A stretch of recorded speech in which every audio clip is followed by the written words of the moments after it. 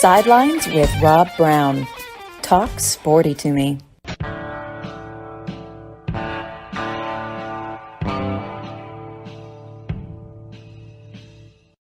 All right, Rob Browne here with you on this Wednesday. Week is flying by, going into week 9 of the college football season. Sidelines broadcasting live from Red River Ford Toyota in Wynne, Arkansas studios. They are open Monday through Saturday, 9 a.m. to 6 p.m. Over 700 used cars, trucks, SUVs. Service department open on Saturdays, 7 a.m. to 12:30. 25 service bays. They will get you in and out in quick fashion, okay? Some places take 3 weeks. They might take a week and a half or 2 weeks with supply chain issues. We got to deal with those, but they're doing it better than others. And look, go online, pick out a new car, truck, or SUV, and they can deliver anywhere. They've recently been to Houston and New Orleans, and I'm looking on here, Tampa. So people are going online, buying cars. They've got the Broncos. 2024, Toyota is going to bring back the Land Cruiser, okay? Land Cruisers, I know a lot of people that have them that are 25, 30 plus years old. They're bringing out the new one. You're going to, I mean, it's, I've seen some pictures. It's spectacular. The Broncos, you got to check these out. The Broncos look great. The off-road packages, that's what they're for. They're not a grocery grabber. They're designed to get around anywhere, but man, they're great looking. RedRiverFordToyota.com. And also, thank great people like Jay Evers out there, Miss Rubens Rubs. Had a great visit with Jay last night. Black Magic, White Magic, Seafood Magic, Creole Magic, anything you want to taste better. We're here every Monday through Saturday, 2 hours every day. If you miss us live, go to 680thefan.com, the podcast park in Atlanta. www.sidelines.live is the home website. You can always hear us live there. And, of course, Kicks 96.3, Alexander City, Lake Martin, Central Alabama, part of the Radio Alabama group. 11 stations there with Lee Perryman and the great folks in Sylacauga, Alabama. Give us a follow on Twitter. We'll follow you back at Sidelines_live. Mitch Davis, Jimmy Hodge with us right now. We're going to get started right away, kind of like in class. This isn't like Mr. Schultz, my old math teacher in 10th grade. That big, he looked like Sergeant Schultz from Hogan's Heroes. He'd come in there with he was about 8 feet tall, wore white socks and birth control shoes, and he'd always start off by going, someone would ask him a question and get him to tell a story. That's why we didn't learn a whole lot about math that year with Sergeant Schultz. He knew nothing. We knew nothing. Mitch, the whole free world is asking this question, so I thought I would ask you. Kentucky goes on the road against the top 5 team trying to get a win. It's been a long time. Kentucky has they lost 2 games in a row at Ole Miss, at home against South Carolina, had a good win against Mississippi State. They're going down against the number 3 team in the country. Tell all of us, guys like Lane Duggar and Phil Thompson and Brian Keeter, how Kentucky goes in and stuns the college football world and sends Smokey out of the stadium with his tail between his legs. Can it happen? Well, good morning, Rob. Good morning, Jimmy. That's one hell of a way to start the morning, Rob. Put me on the spot a little bit, and your listeners and everybody, you guys got to excuse me. I got a sinus infection, got one of these where the weather changes and then you get sick. Yeah. So, thing about Kentucky, Tennessee, Kentucky has got a mountain to climb. I mean, it let's just call it what it is. Tennessee is a damn good football team. They are a college football playoff contender. Possibly a national championship contender. They beat Alabama, although this Alabama team is not the Alabama of old. This is not a normal Alabama team. Kentucky is going to have to somehow force the Tennessee offense to make turnovers. They just are. That's the only way that Kentucky's going to win this game. I think Kentucky's offense will be able to score because everybody knows Tennessee's defense is not as strong as they would like it to be. The secondary is weak. Of course, Kentucky's got a great quarterback in Will Levis. Of course, C-Rod is back. But what's really going to be a difference maker, if this Kentucky defense can cause some turnovers, get some interception. Heard yesterday from Mark Stoops that Jacquez Jones is potentially going to be back on Saturday, which will be huge for that Kentucky defensive unit. If Jacquez is back, if Kentucky can force Tennessee to 2 or 3 turnovers, we could be starting to talk a little bit of upset. We could get that Jefferson pilot where Tennessee is up by 20 and you still get that news flash that they still might be on upset alert. I think Tennessee does win on Saturday. I'm not sure about the score and this and that. Like I said, it's all going to come down to this Kentucky defensive unit. And if they can cause turnovers, Kentucky will likely remain in the game for a little bit. Yeah, and I wouldn't be surprised to 38-27, 38-24 Tennessee win. The way Tennessee plays, they'd like to jump on top of you early and force you to get out of your comfort zone, get into a track meet or whatever. I guess my biggest concern is Kentucky, the left side of the offensive line. They've had issues. You've got Chris Rodriguez, Cavassier Smoke, proud son of Wetumpka, Alabama, Lake Martin. I don't know if that's enough, but Tennessee definitely doesn't have a shutdown, lockdown type of defense. I don't really know who does. If Alabama did, they gave up 52 points, second or third most in school history to Tennessee. So it will be, I think, a tough game in the first quarter and a half.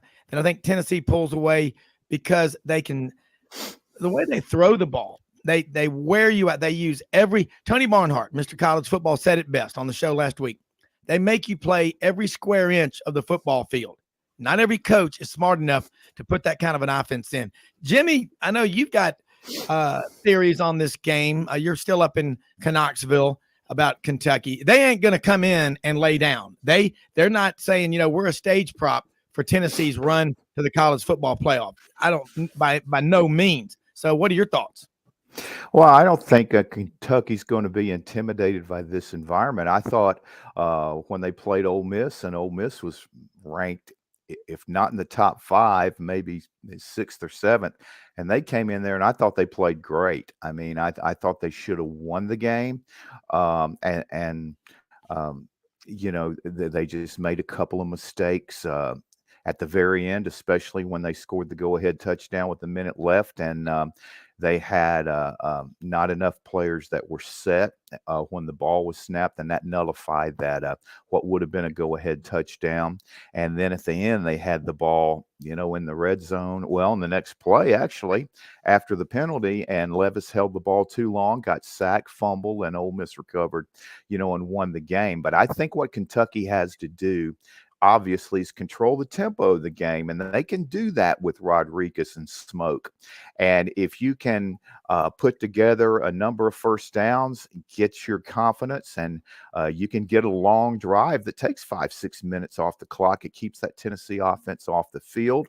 Although that's not necessarily effective because Tennessee is such a quick strike offense, and that's what they did in Lexington last year to, offset Kentucky's tremendous time of possession advantage. But still, though, I look for this to be a very competitive game. And I know a lot of people realize that you have to focus against Kentucky because they're really experienced. They're strong at the line of scrimmage. But I can't help but think they may be looking a little bit ahead to Georgia. And if you're not 100% focused on Kentucky, you can find yourself in trouble because Levis is a very efficient quarterback, and I think he thrives in these type of game settings. And I think again, 2 years ago, Kentucky came in there, forced a number of turnovers.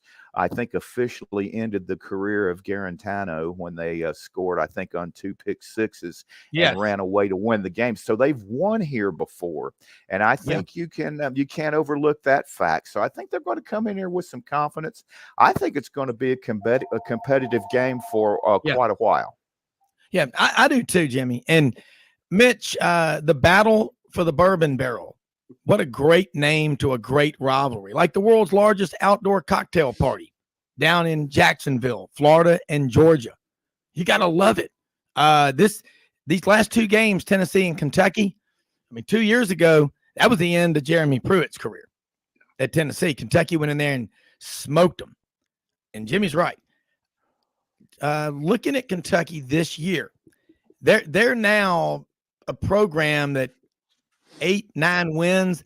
They're going to be excited, but they're going to be wondering, why didn't we get 10 or 11? They won 10 twice in the last 4 years.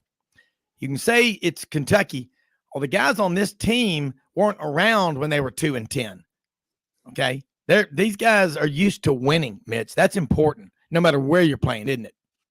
Yeah, Rob, I think you make a really good point there. And the thing about Kentucky football now is we're a program that expects to win. Kentucky football goes into each one of these games expecting to win.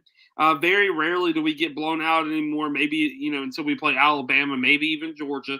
But this is a program that can compete with anybody in the SEC. When I look at this matchup, especially with Tennessee, one, it's a rivalry game. As much as Tennessee or fans want to, discourage and say, oh, this is not a rivalry game, this is a rivalry game. Both fan bases hate each other. Both programs hate each other. And I guarantee you both coaches want to beat the hell out of each other each and every year. They just do. Yeah. It is going to be a raucous, crazy environment in Neyland Stadium. But let me bring this up. Kentucky is very successful in very raucous environments. You look at Ben Hill Griffin Stadium. They go down there the last 2 out of the last 4 times, and they've beaten the Gators in front of 95 or 100,000 fans. And I've been to Neyland. I have not been to Ben Hill Griffin Stadium, but I heard Ben Hill Griffin Stadium is a lot more intimidating than Neyland Stadium is, especially when you get all those with the proximity to the field. The noise level stays on the field. Will Levis, I think Jimmy brought that up. Will Levis love these type of environments, absolutely loves these type of environments, and a lot of props to Mark Stoops and what he's built for this program so far. Yeah, and I have been to games in the Swamp, Ben Hill Griffin Stadium, Florida Field, the Swamp, Steve Spurrier Field. It's when you walk in, you go down. The noise is trapped in there, and so is the humidity. It is one of the – I've been to Venice, Italy in August in those canals, and I've been to New Orleans many times. Those are 2 of the most humid places on earth. Florida Field, the Swamp, it's right there in that top 3 or 4. And as far as intimidating, Neyland Stadium, I was just up there for the Tennessee-Alabama game. I can tell you this, that place it broke the decibel records. But the Swamp, because of the way the people, I think, are more on top of you, I'd give that. So I think, yeah, no doubt, Kentucky will be ready. And again, a lot of programs will say, we hope to get the win. We think we can win. I like it when guys say, we know we're going to win. You have to be that confident. You put junk in your head, junk comes out. Positive in, positive out. That's what Mark Stoops has brought to Kentucky. The Kentucky fans, used to be about now, you weren't even hearing about football. It was about basketball. And you talked about that rivalry, the hatred between Tennessee and Kentucky. Absolutely.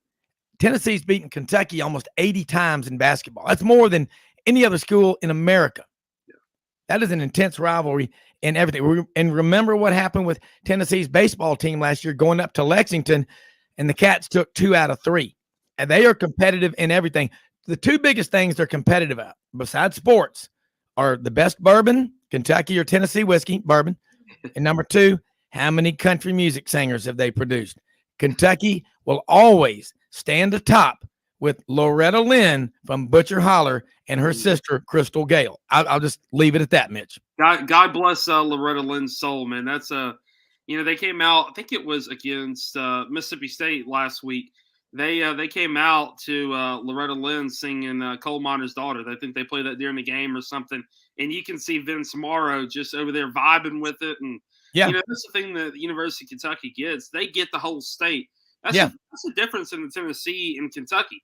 Tennessee, I don't see them coming down to West Tennessee much and, doing a basketball scrimmage or doing a football scrimmage, whatever. But Kentucky, man, they go over to Eastern Kentucky this past week. I know you guys probably saw it. John Calipari put out there on Twitter and Facebook and Instagram of his father, a coal miner that had just gotten off his shift, that rushed over to Pottsville University to go to the blue-white game, brought his son. He's still in his coal. His face is hard black. And Calipari has now since found him and having him to Rupp Arena for a game. I don't see the University of Tennessee doing that. They never come down to West Tennessee. And when they get an opportunity, they sit here and they moan and gripe about having to play Memphis or somebody like that. But Kentucky is actually playing their in-state smaller schools, your Murrays, your Western Kentuckys. Kentucky's doing that. Tennessee is not. Well, Tennessee just played UT Martin 2 years ago on the roster. There were 13 players on the Tennessee roster from Shelby County, 11 from Memphis, 1 from Bartlett, and 1 from Collierville, Audrey's hometown. But I will say I got a lot of Tennessee friends, and Derek Dooley started that.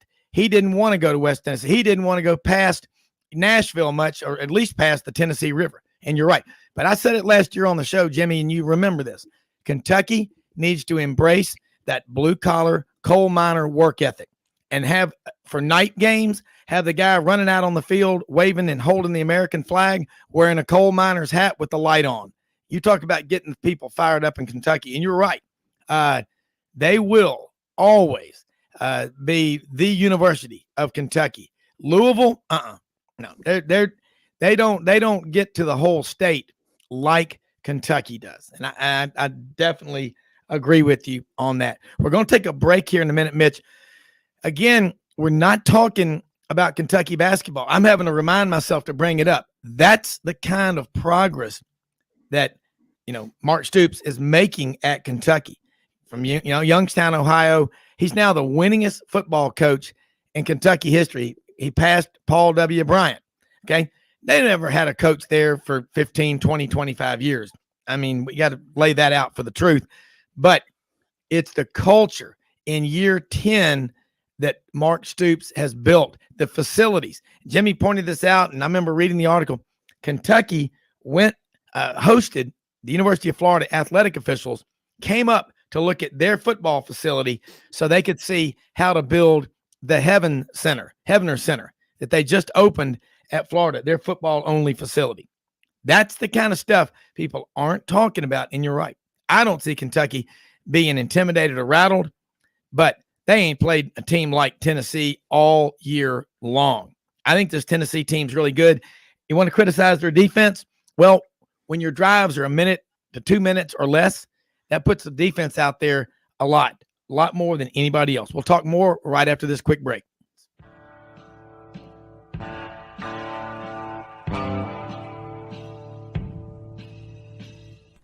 Red River Ford and Toyota, located in Wynne, Arkansas. If you're in the market for a new or used car, truck, or SUV, call, go online, or drop by and see them. Located 45 minutes from Memphis, go off the 4 City exit on I-40 and go north about 15 minutes on Highway 1. Easy to work with and still believe in customer service. If you live out of town, they will deliver your vehicle to you. RedRiverFordToyota.com. Just see what they can do. Strengthen your seed zone this spring with quality tillage equipment from House Industries. Located in Cherry Valley, Arkansas, House Industries specializes in manufacturing superior equipment that will minimize your downtime and keep you working in the field. To ensure the highest quality control, all design, fabrication, and testing takes place in a 99,000 square foot manufacturing facility located right here in the heart of the Delta. Locate your nearest House equipment dealer online at houseindustriesinc.com. House Industries, breaking ground. Sidelines with Rob Browne. Talk sporty to me.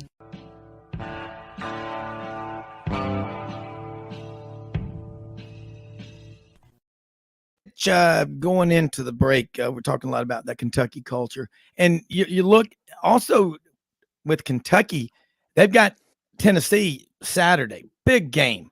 And November 19th, big game. Georgia comes to town. What's a number that's going to make you think, hey, the Cats are continuing to make the progress that we all expected out of them?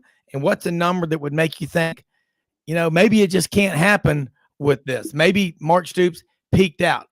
I tend to think they can go higher, but they've got to get more depth on the offensive line, which is a hard get.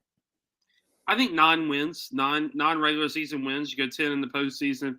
And I want to say this, Robin. I know this is kind of off topic, but we were talking about the culture of Kentucky. The reason why that picture that John Calipari shared struck a nerve with so many across the Big Blue Nation, across so many sports fans, is the fact that it made us realize and made us remember the sacrifices that our dads would make for us to go to see a Kentucky game. For me personally, my dad and my mom, they had good jobs, but for Christmas, we either had the choice of being like normal kids and we'd get all the presents, the bikes or whatever, or you could go see Kentucky basketball play at Rupp Arena. Now, of course, my brother and I, we chose to go see Kentucky play basketball at Rupp Arena. But I can remember as a kid the sacrifices that my dad would have to make to get us to go see a game at Rupp Arena and go see a game, go see our Wildcats play. Obviously we could go see on the road because it was a lot cheaper. But back in the day, man, that was going to see Rupp Arena and going to the UK basketball game that was something that, looking back, I wish I wouldn't have taken for granted, because that was our Christmas. That was what we got for Christmas. And John Calipari sharing Mr. McGuire's picture from Pottsville, Kentucky, and Hazard County, Pike County. He struck a nerve with a lot of Big Blue Nation. I think Mark Stoops has done a great job at finding that as well, finding that soul, because he realizes that the state of Kentucky, they're a poor state. They're like the state of Mississippi. They're a very behind the curve in a lot of different things. But Mark Stoops gets the program, and I think if he were to go in and get that win against Tennessee on Saturday, that would be the biggest win in Mark Stoops' career, to go on the road and to get that win over Tennessee. And it would mean a lot for the people in Eastern Kentucky who were so devastated by floods earlier in the summer. And of course, they got a lot of rivals down there in Tennessee. And that's what a lot of people don't realize is the culture of Kentucky, the culture of the Southeastern Conference. It really just does indeed mean more. Well, if you're a football coach, basketball coach in the SEC, after the games, instead of rushing home to your gated mansion and your $8 million, $10 million a year salary, how about this? Go out and tailgate with the fans.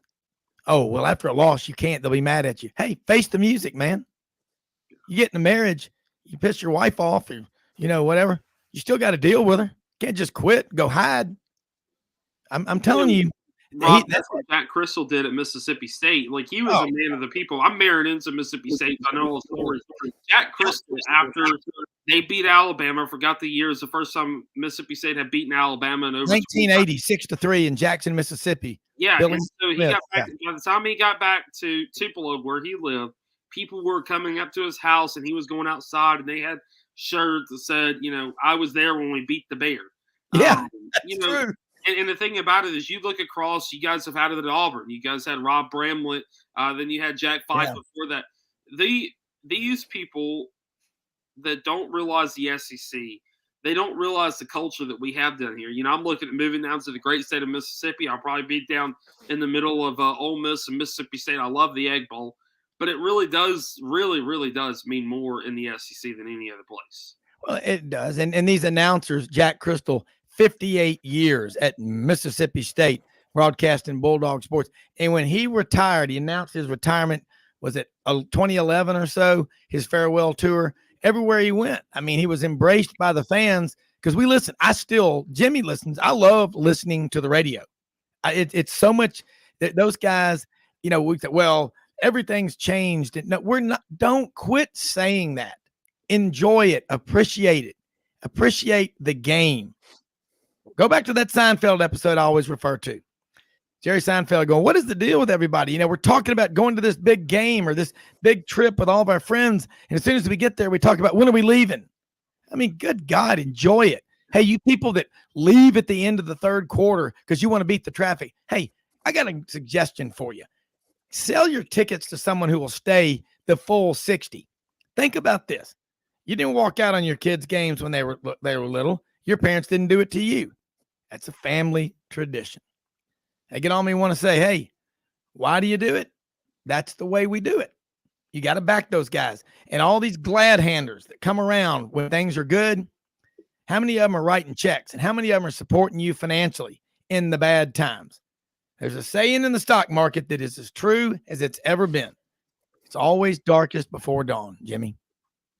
Robin, I can remember times I've mentioned this on this show. I can remember times going to Kentucky games where they would lose to Vanderbilt 42-0. Then I also remember times at University of Memphis football games with my grandparents where the Tigers were getting beat by Marshall and Southern Miss by 40 points. And we would still say, because that's what we did. We hung out with family, and that's just part of football. Yeah. Jimmy? Well, I'd like to get back to this Kentucky-Tennessee game because I think it's a really critical game for Stoops, because I think there is an opportunity there, because we've seen during the year that Tennessee in the secondary is very susceptible. And I really like those two freshman receivers Kentucky has, Berrien Browne and Dane Key.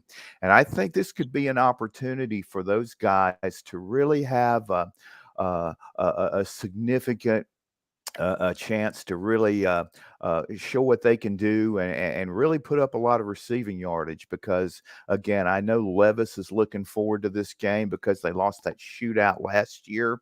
And I think they're really going to be primed for this game, whereas Tennessee, they're definitely going to be ready. But I can't help but think that Georgia is on their mind just a bit. But again, when you've got the skill players Kentucky has with Monday and Rodgers. I mean, you've got a very diversified offensive attack, so you can't just put 8 guys in the box to stock the run, and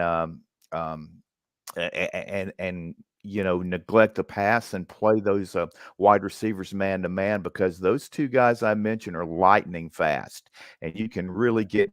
And again, don't overlook the fact that I think, especially up front, Kentucky, I think they have a chance to move the ball. And again, what you mentioned with Smoke along with Rodriguez, that could be a very, very effective running attack. And again, it could loosen up that Tennessee defense. So I think it's going to be a very competitive game. And if they play really well in this game, I think that could really build their confidence for Georgia when they come to Lexington on the 19th, because I cannot get that Georgia performance at Missouri out of my mind. I think Kentucky could be in a position to, possibly spring an upset in Lexington on the 19th, but they have to get better every week. And the fact that Levis is back is huge. They would have never lost that South Carolina game had he been available to play, period. Mitch? Jimmy, you make some good points. And, the thing about it is I don't even want to talk about that Georgia game. That Georgia game is so far down the line. I don't care about the Georgia game right now. Kentucky's still got Tennessee this week. They got Missouri next week. That's all that matters right now. I don't want to look ahead to Georgia. I was referring to it though as a building block to get better and better with each successive game. But Missouri next week. Well, they're obviously not. They're obviously doing that, but again, I just think from an observer standpoint, and I think Stoops and his staff privately are thinking, man, if we can have a strong performance this week and then improve the next week, it'll just put us in a great mental state of mind to be able to play against Georgia at home, because that's going to be a raucous crowd. And I think Kentucky might be in a position to put together an A+ game. Yeah. And it's going to be a lot colder. That November 19th game for the Georgia Bulldogs going to be a lot colder than what they're used to. Lexington, Kentucky, in the middle of November, you're likely to see about a foot of snow up there in Lexington. Well, I mean, bottom line, like Jimmy said about Georgia, they got Florida this weekend. I got a text this morning. Guess what? About 4:30 Central Time from our good friend Lauren Smith. Was trying to see if he could be on this morning, and he replied, "I will be unavailable to join y'all this morning, as I will be paddling in the Okefenokee Swamp as I ready myself for the Georgia-Florida game on Saturday." I mean, Lauren Smith paddling in Okefenokee Swamp. I love that guy. I'd pay big old money to see that, Rob. Yeah, I know. That dude can do it. That son of a gun is up early every morning walking 10 miles. He's amazing. But we'll get him on hopefully later this week. Big one. But I tell you what, Mitch, this is great conversation. Jimmy, great points, as always, on Kentucky. Mitch, look, about to go to Dan Mathews in Atlanta. Tell people how they can follow you, all the great work you're doing, putting out a lot of good stuff. Details. And I'm ready to be on your podcast anytime. Thanks, Rob. Thanks, Jimmy. Find it on themitchdavisshow.com. Literally about 30 minutes ago, just uploaded my interview with Kermit Davis, my yearly State of the Ole Miss basketball program. I love Kermit. He's a good friend of mine. And thank you to Gordon Ford for introducing us. And now I've got a lifelong friend down there at Ole Miss and Kermit Davis. Kermit talks about all the transfer portal, expansion of the NCAA tournament, 2 divisions in SEC basketball. A lot of great content there from Kermit Davis that if you want to listen, we did about a 15-minute interview. It's there on the MitchDavisShow.com, literally fresh right out of the studio. So thank y'all so much for having me on. I look forward to coming back on, Rob. Look forward to having you on the show. I'll be in touch about that. And enjoy some football, as I'm going to be in Starkville, I think, next Saturday for the Mississippi State and Auburn game. So, Hail State. Yeah. All right. It will be fun. Mitch, thanks so much. Look forward to talking to you later today. All right. Dan Mathews about to be on with us right now, and look forward to always having Dan on. He is the executive producer of the Chuck Oliver Show, Southern Sports Today. Put that app on your phone, man. Southern Sports Today. It's a free app.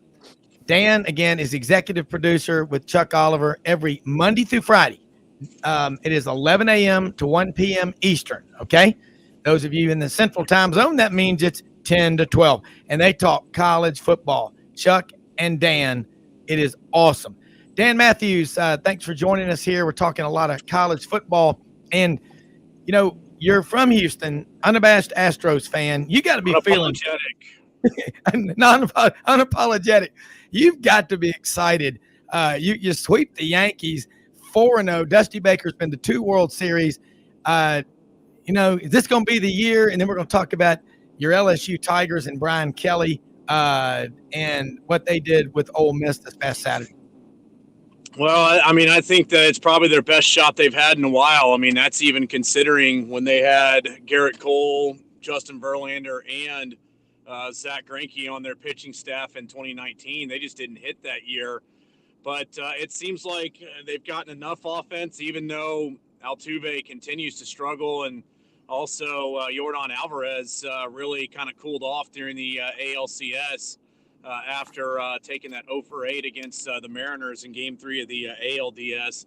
But the pitching is what really gives them a strong shot. I mean, every single one of their starters has gone, if not quality, close to quality innings. And then their bullpen, I think, has given up, 2-3 runs? You know, if any, I think most of them came in that first game against the Mariners. So they've got strong pitching. I think the question is going to be, does Philadelphia still have that momentum from a very strong NLDS and a very strong NLCS? I maintain that these few days off have kind of hurt them in that regard, where they're going to have to try to fire that back up. And I think in baseball, you try to do that. It's a dangerous game to play because you got to be pretty unemotional when you play baseball. Yeah, and it's such a long grind. Preseason games, and then you got 162 regular, and then the playoffs. You're looking easily over 200 games, and you've really got to master the art of taking care of your body. 45-20. I felt like, in talking with Frank Duffy, our good friend, and Doug Dean and everybody on the roundtable, I just felt like Ole Miss was exposed when they played Auburn. Like Auburn, my school, not that good. Put 34 points on you, ran for 300 plus yards, and LSU better. They beat Auburn after being down 17-0. I thought they'd get a pretty handily, win handily, and they did. But it was more of impressive than I thought. You go back to that first game, Florida State, you lose by 1. Would you have gone for 2? You can always wonder. That's what people do. And then they were beaten handily at home in that 11 o'clock game by Tennessee. Well, we know how good Tennessee is now. Where do you feel LSU is going? I mean, right now, you got to think they're a good shot to go to Atlanta because of the way their schedule plays out. Yeah, I mean, one can dream, right? I think if you had told me before the season had started, they'd be 6-2 at this point and have a shot to win the SEC West.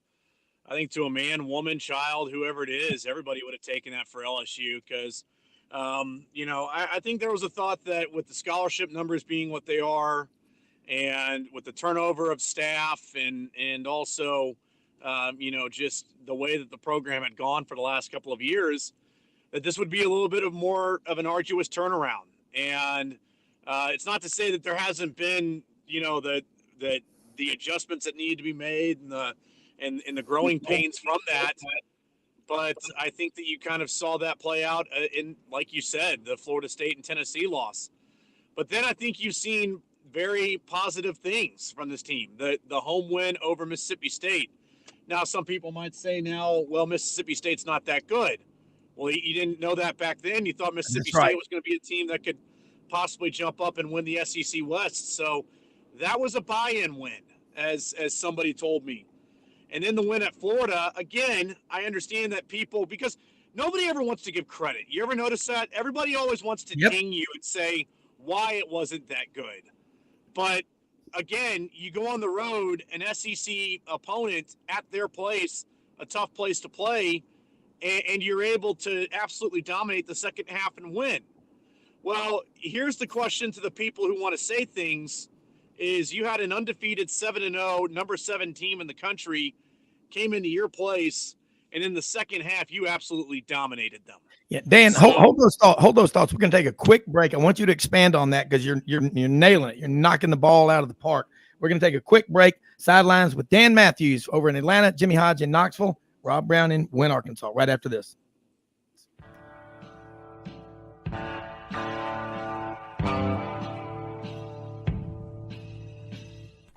Red River Ford and Toyota, located in Wynne, Arkansas. If you're in the market for a new or used car, truck, or SUV, call, go online, or drop by and see them. Located 45 minutes from Memphis, go off the 4-city exit on I-40 and go north about 15 minutes on Highway 1. Easy to work with and still believe in customer service. If you live out of town, they will deliver your vehicle to you. RedRiverFordToyota.com. Just see what they can do. Strengthen your seed zone this spring with quality tillage equipment from House Industries. Located in Cherry Valley, Arkansas, House Industries specializes in manufacturing superior equipment that will minimize your downtime and keep you working in the field. To ensure the highest quality control, all design, fabrication, and testing takes place in a 99,000 square foot manufacturing facility located right here in the heart of the Delta. Locate your nearest House equipment dealer online at houseindustriesinc.com. House Industries, breaking ground. Sidelines with Rob Browne. Talk sporty to me.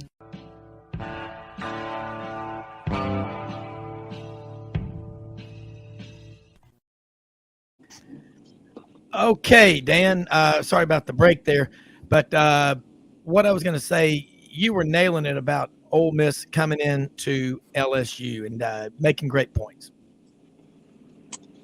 I mean, yeah, it's, you're able to outscore them 28-0 in the second half, and you're able to absolutely control that game and win it. So, I mean, credit needs to go to them for that. And it's also, too, the way that Jaden Daniels has played the last couple of weeks. I think that really encourages you that this could be a team that, who knows, you can dream now because A&M is not very good. UAB is not very good. Arkansas has not been as good as we thought they were going to be.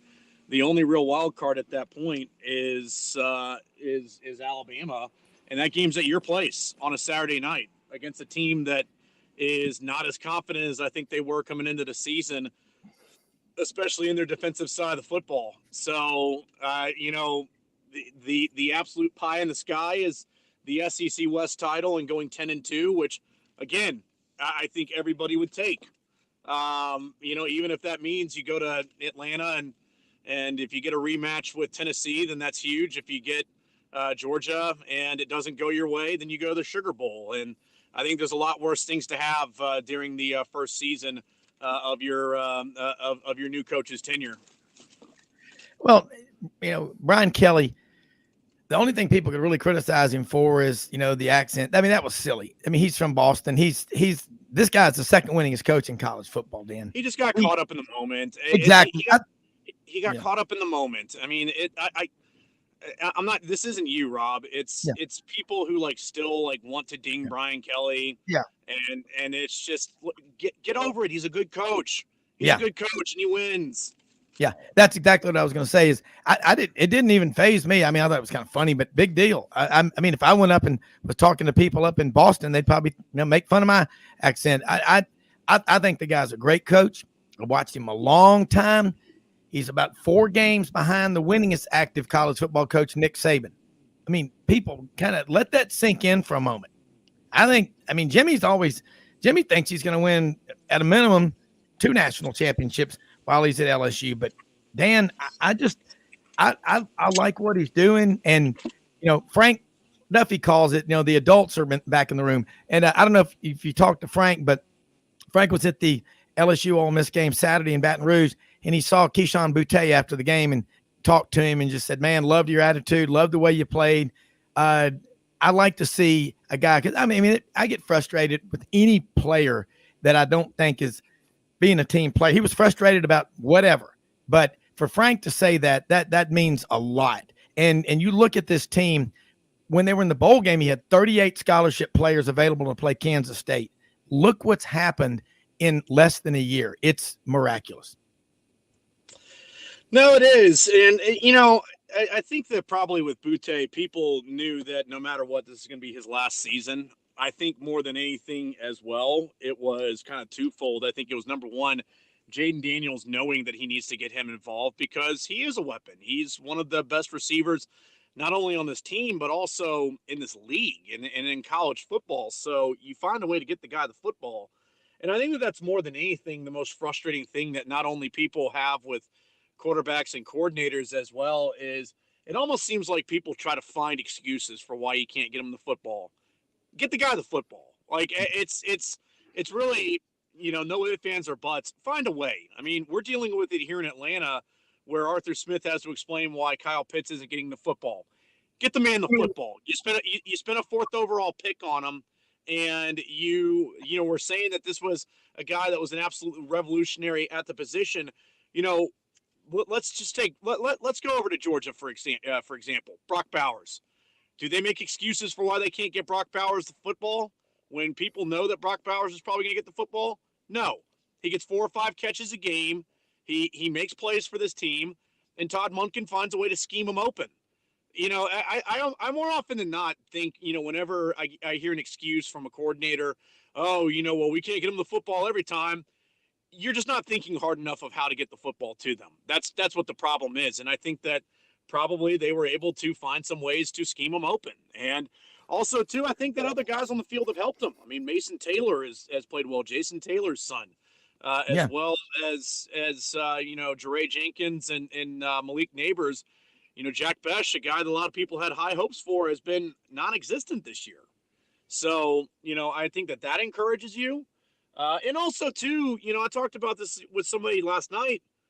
The wins they've had this year, the running game has been at very least capable. And if the running game can be capable, that opens up so many other opportunities for you. And that's what they've been able to have. Yeah. I want to ask you now about Texas A&M. You and Chuck Oliver on your show every day, y'all talk college football with some of the smartest people in the country. So I love about that show, and y'all are smart. Jimbo Fisher reminds me a lot of Gus Malzahn, but he's paid more. He's Gus on a higher salary. Hey, relinquish control of the offense. Go hire you an offensive coordinator. Things don't work out. You got somebody to throw overboard. Is Jimbo close to doing that? It's never happened before. I think he needs to be. I think the question is going to be who is influential enough at A&M to be able to tell him that, because you're going to see a lot of changes in this program over the offseason. You're going to see players transferring in. You're going to see players transferring out. But if I were him, I would look for that, because people might say, well, $95 million, they're not going to pay that buyout. You haven't met an Aggie you haven't met an Aggie with money if you don't think that that's a possibility, because that's a fan base that at all costs wants to win.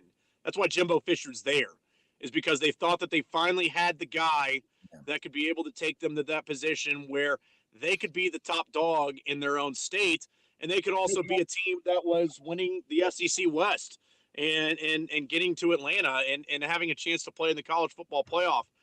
Really, aside from 2020, when Jimbo complained about the college football playoff not being expanded enough and not being good enough to get his team into said college football playoff, they haven't had that. I mean, they hadn't even sniffed Atlanta. So when you're paying $95 million over the course of 10 years, $9.5 million over every single year, you're not allowed to go 3-4 and still have full control of your program. So I don't know who's influential enough. I'll have to do some talking with some people, Billy Lucci or somebody like that, and try to figure out, hey, who could get to Jimbo and tell him, well, unless you want to be sitting on, $9.5 million a year for the next few years, I would say that you need to start switching up your coaching staff.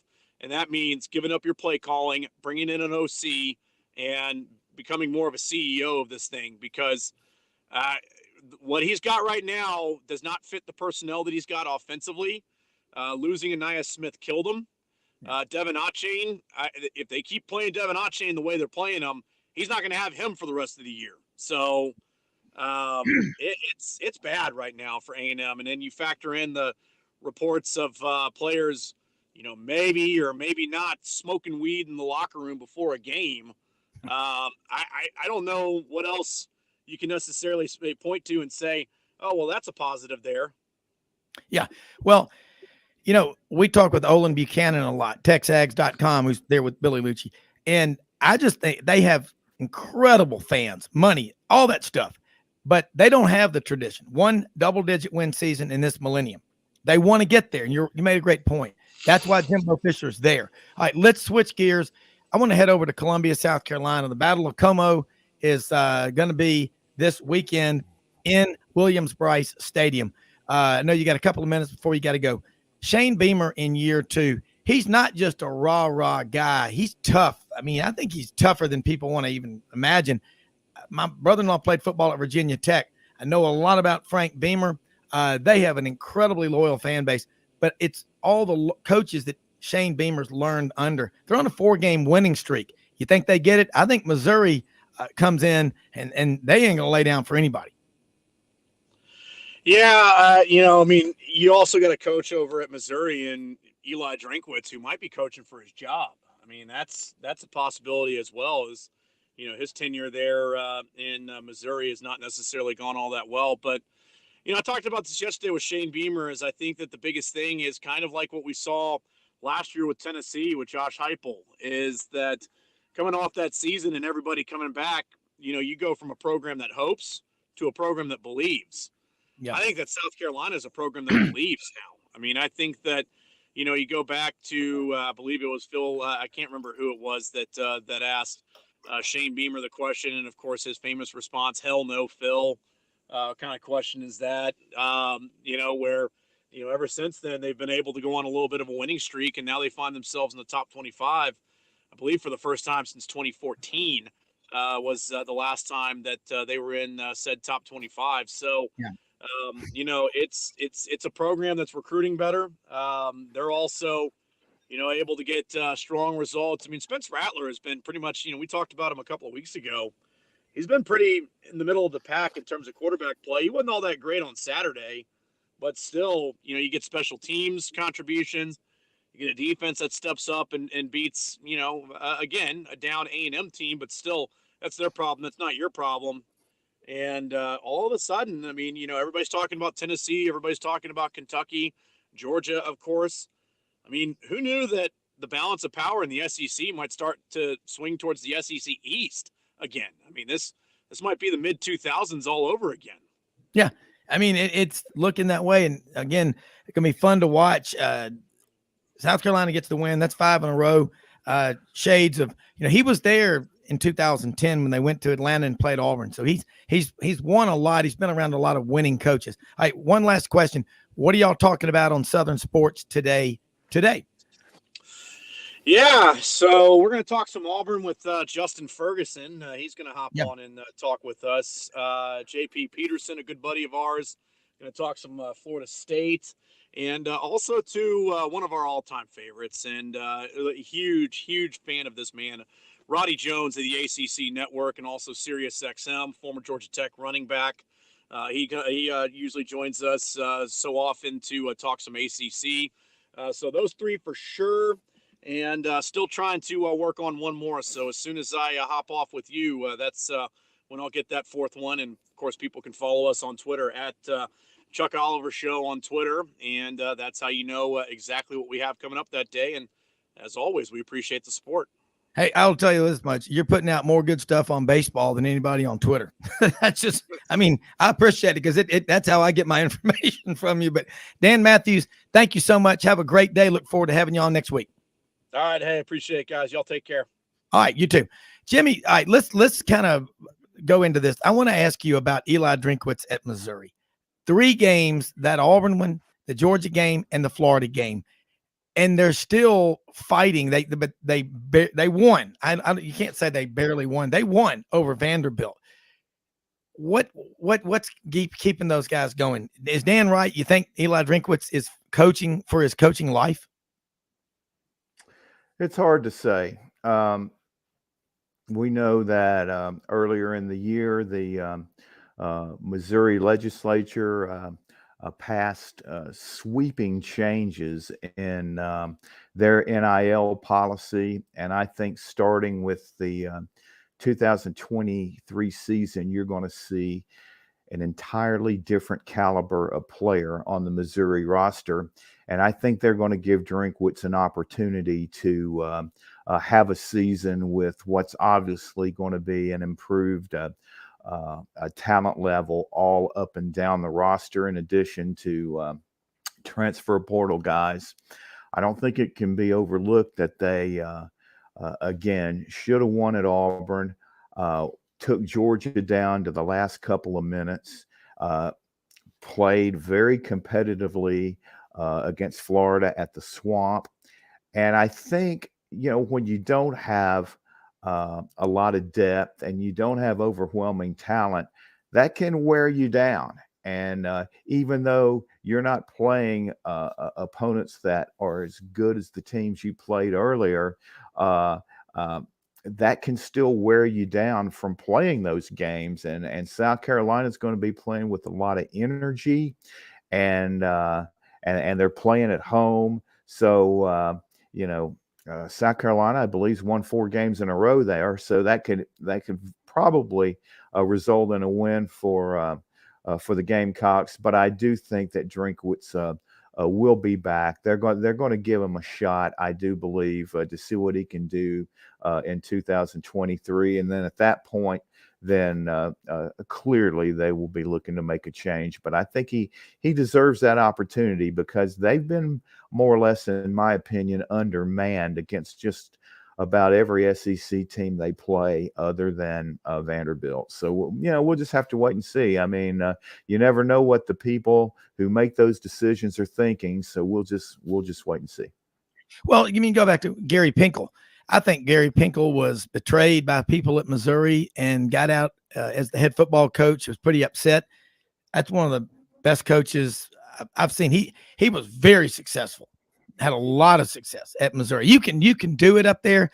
They're also trying to build a wall around Metro St. Louis. I mean, St. Louis, there are a lot of people up there. There are 35 nice suburbs.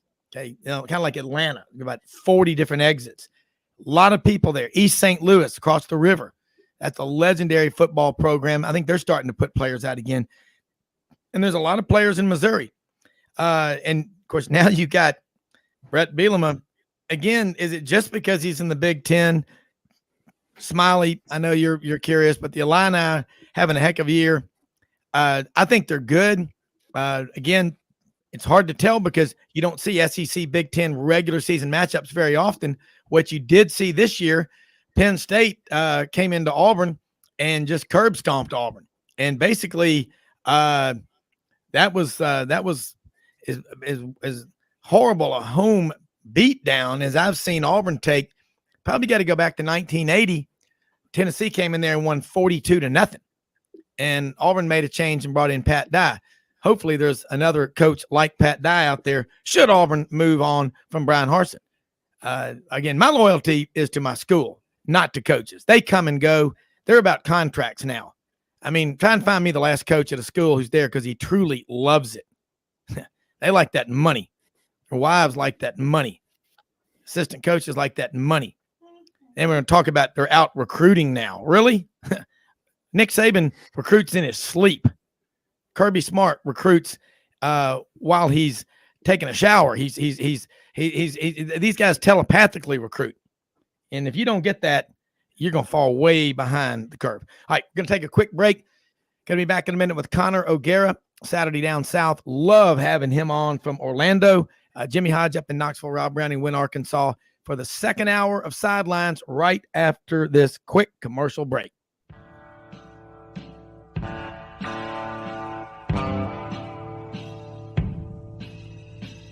Kitchen Kitchens and bathrooms make a home, and the design teams at Kitchens Unlimited know how to make kitchens and baths. They know it all because they have seen it all. Kitchens Unlimited has been designing and remodeling the Mid-South's kitchens and baths for over 50 years. Check out their showroom at 3550 Summer Avenue or visit them on the web at kitchensunlimited.net. If you have a crash, dent or ding, go to G.E. Patterson and BBG for Tom Martin's Body Shop. Come on down to Hewlett & Dunn Boot and Clothing Company, located on Historical Square in Collierville, Tennessee. Hewlett & Dunn is the second largest Filson dealer in the Southeast, stocked with Southern brands you know and trust. And a new inventory arriving all the time. Do yourself or someone you know and love a favor and visit this store. Open Monday through Saturday, 10 a.m. to 5 p.m. Red River Ford and Toyota, located in Wynne, Arkansas. If you're in the market for a new or used car, truck, or SUV, call, go online, or drop by and see them. Located 45 minutes from Memphis, go off the 4-city exit on I-40 and go north about 15 minutes on Highway 1. Easy to work with and still believe in customer service. If you live out of town, they will deliver your vehicle to you. RedRiverFordToyota.com. Just see what they can do. As an agricultural producer, no matter where you farm, minimum tillage is a primary concern each and every season. At House Industries in Cherry Valley, Arkansas, we manufacture equipment to help you maximize efficiency when planting and watering a crop. Pieces like the pulverizer, bedder roller, 3-bar do-all, and bed conditioner assist you in optimizing seedbed preparation and ultimately your bottom line. Visit HouseIndustriesInc.com to locate the dealer nearest you. House Industries, breaking ground. Sidelines with Rob Browne. Talk sporty to me.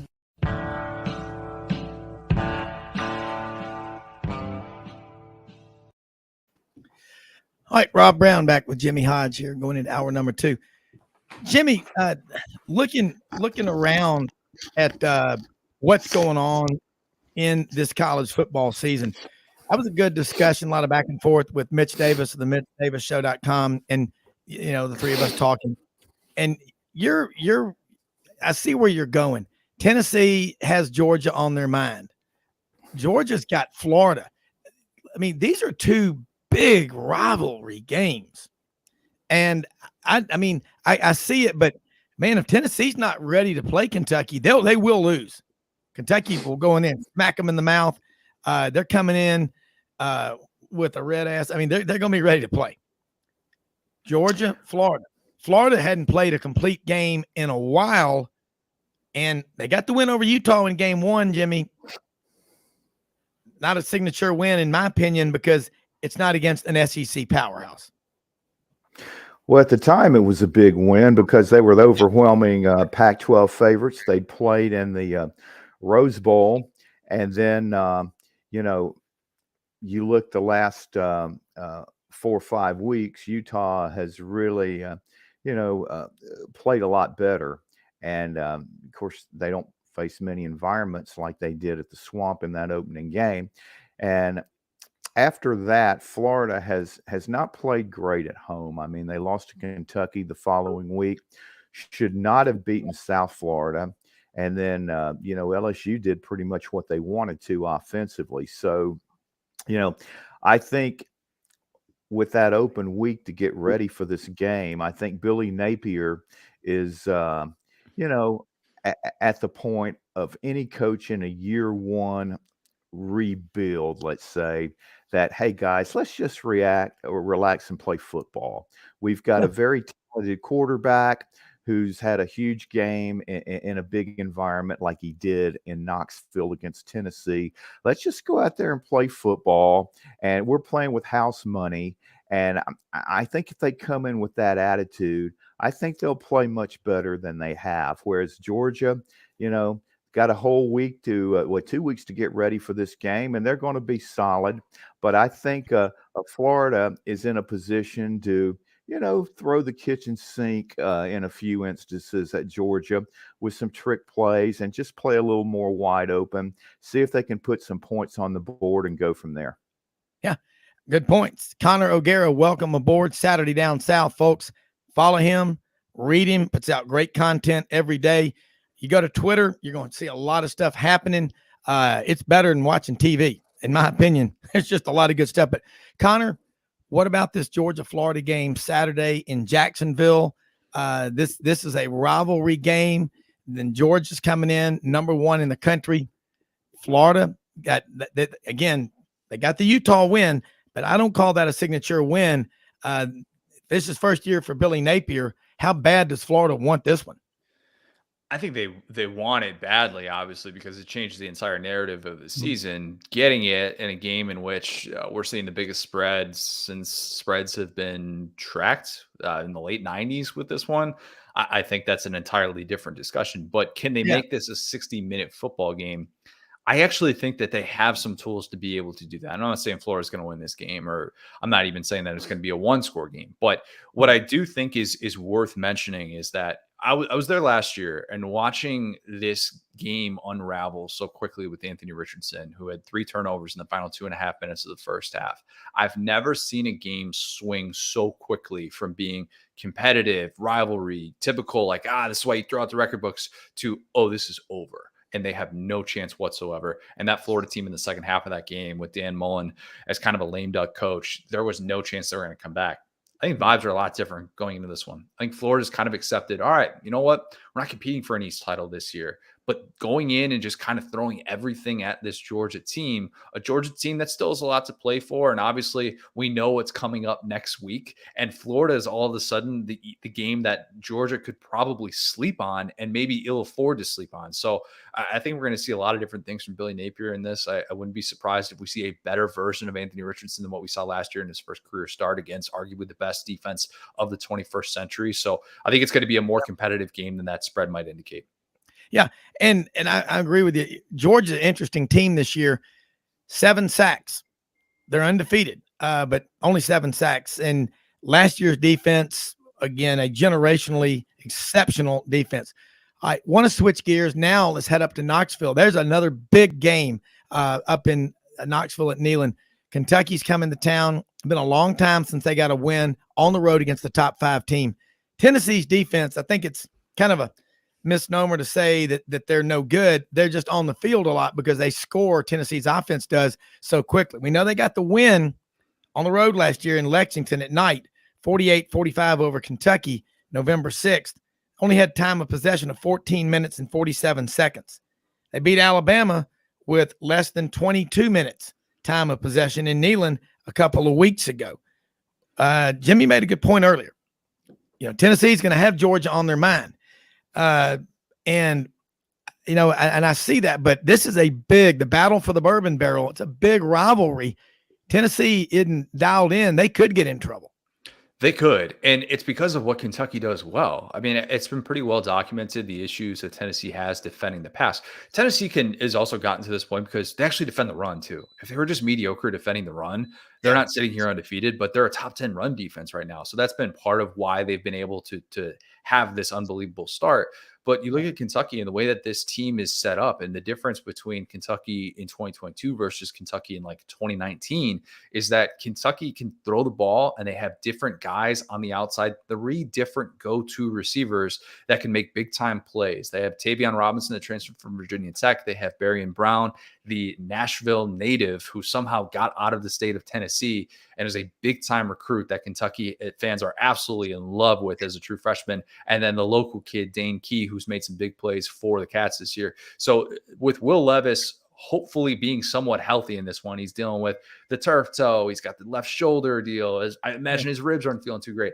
I think Kentucky can put up some points and stay with Tennessee because, as you mentioned, that game next week against Georgia, how much do you kind of dial it back? How much do you not want to show too much? How much do you overlook a Kentucky team that hasn't won against an AP top 5 team on the road since the Jimmy Carter administration? All these different things that go into it that you just say, hey, maybe Kentucky can kind of hang around. This is kind of the exact spot Mark Stoops likes to be in. And it's not like Tennessee is sitting there in the same exact spot as Georgia with overwhelming talent where it just feels like Kentucky is lucky to score a touchdown like they did last year. So I think Kentucky can stay with Tennessee and make this a very scary game for the Vols late. Yeah. Another one I want to ask you about real quick and get your thoughts. We talked with Dan Mathews up in Atlanta with the Chuck Oliver show right before you came on. Shane Beamer, the job he's doing at South Carolina on a 4-game winning streak. He's got Eli Drinkwitz coming to town. how big is this game for the Gamecocks? Shane Beamer's been around a lot of wins. Yeah, I was talking to my buddy Chris Phillips over at the Spurs Up Show, and he said, coming into this year, this was the most pivotal game for South Carolina this year, which doesn't sound like something you would typically hear against Mizzou. Like what? Yeah. But they've been really unsuccessful against Mizzou. I mean, they've lost, I think, 3 straight against them, and this has been kind of a one-sided rivalry, as crazy as that sounds. But if you're going to be able to create some momentum and win 5 in a row, I mean, they just won 4 in a row for the first time since 2013.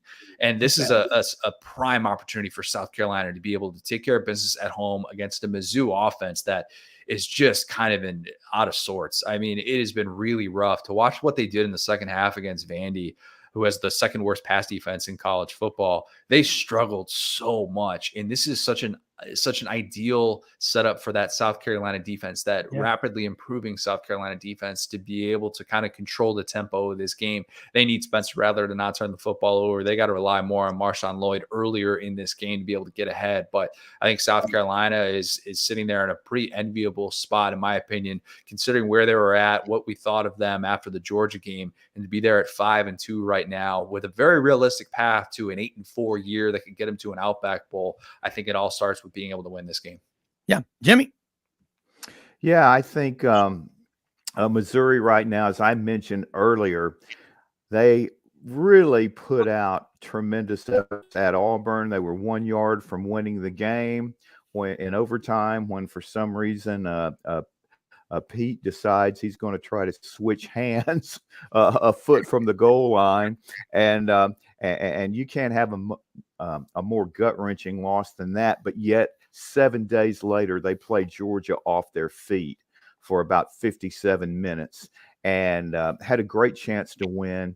And when you put that much effort out and you come out on the end, a lot of teams will mail it, yet they went to Florida and played great at the Swamp, had a chance to win, came up short.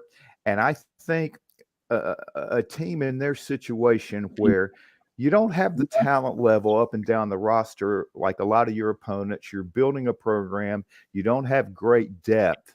As the season winds down, that's when it starts to take a toll on you.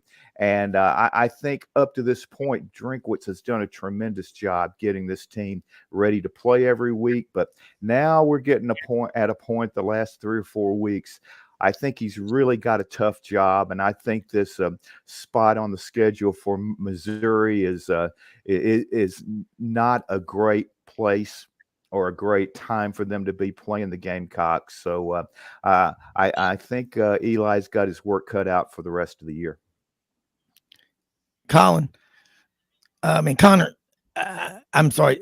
I'm thinking about this game, and you look at Eli Drinkwitz, what Jimmy said, the 3 games, what does that tell you about a team, Connor, that goes at Auburn, and again, losing that game, I'm an Auburn guy. How did you do that? Georgia, and they go down to Florida, and that's lost on a lot of people, gain 100 more yards than the Gators, more time of possession. They outplay them, but they don't win. They lose, 24-17? I mean, how many more times can they go through that before, let's be honest, he loses that team? He is, in my opinion, Eli Drinkwitz is in need of an offensive play caller. Their offense has just been so frustrating to watch. They're not maximizing their weapons. Every Mizzou fan knows that not getting Luther Burden enough touches, not getting him a touch in the second half of that football game against Vandy, wherein you don't score a point somehow against a defense that's been that bad, is troubling. And through 3 years, their offense has not been at an SEC level. It just hasn't been. And they haven't found the quarterback yet, and they haven't had the play calling yet. And their defense has actually been quietly one of the most improved units in the SEC. And what Blake Baker has done has gone really under the radar. I mean, they're -11 in the SEC, despite the fact that they played the likes of Georgia and Florida and Auburn, and they've played a lot of really close, tight games, but they don't have that offense. They just don't, and they don't have the ability to scheme right now. And Eli Drinkwitz needs to be able to bring in a play caller there. And I think that you are in jeopardy of losing this team if you lose a game like this on against South Carolina, and you all of a sudden you worry about Luther Burden and the potential of him moving elsewhere, because you know that guy is going to have all sorts of people in his DMs trying to say, hey, what do we got to do to make you come on board in this era of NIL and the transfer portal? I think that's a growing concern for Mizzou fans as this season continues to slip away. I got to ask you now about Mississippi State, Mike Leach.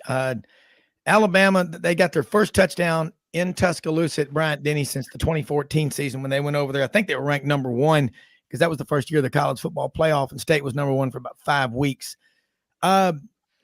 This is year 3 under Mike Leach. Will Rogers has set the completion record, broke it by 24 games earlier than Aaron Murray set it. Is this the best when you got a quarterback like Will Rogers, and the defense has been pretty good, and they've run the ball better than they have the previous 2 years? But is this what we're going to always see? 7-8 wins out of Mike Leach at this level? He just not going to be able to get the players, and that offense is stale. It's the frustrating thing is that in these games, and everybody kind of came into this Mike Leach air raid experiment asking the question, well, or at least saying, if you were optimistic, you're saying, well, he's going to get one of these teams. He's going to catch him off guard or something like that.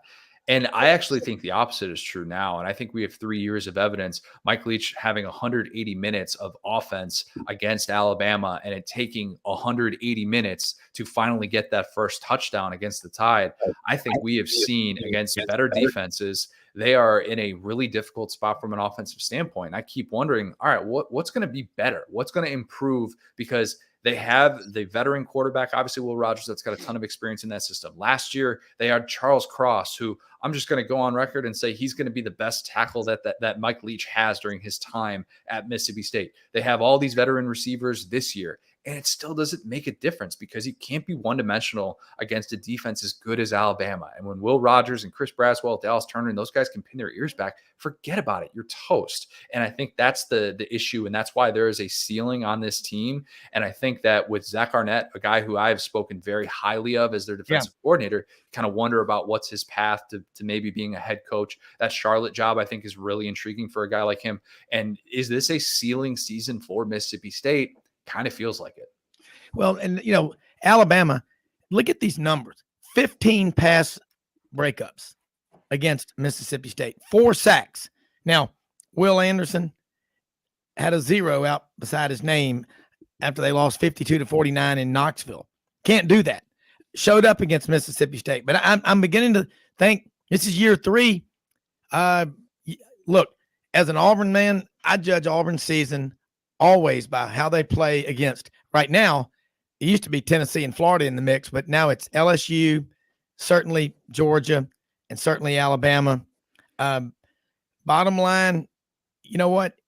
Those are the games where you got to show up. If you're putting 52 points up against the crappy teams and you're only putting up 14 against your big rivals, you got a problem. You got a lot of problems. And you got to have that standard. But you got to be able to run the ball. You still have to be able to do that. And Mike Leach, he's funny, he's witty, and all that kind of stuff. But I want to win every game. As an Auburn fan right now, I mean, that Penn State game was just a knockout punch. But I like your take on Mississippi State. Another one I want to ask you about, and Jimmy and I talked about it earlier with Tommy Kane over in Atlanta on the ACC part Monday and Tuesday this week. Clemson. Is Clemson, in your opinion, they're not the same, in my opinion, as they were 3 years ago. You think they make the playoffs this year, given the conference and the division they're in? I think they got a pretty favorable chance to make the playoff. I do. And I think that Clemson is setting itself up for that humbling first round, just blowout loss in the playoff. Yeah.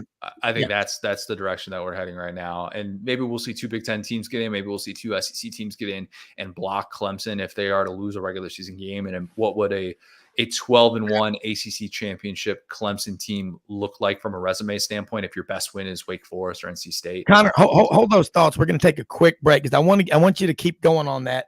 We're going to be right back after this quick commercial break. More with Connor O'Gara, Saturday Down South.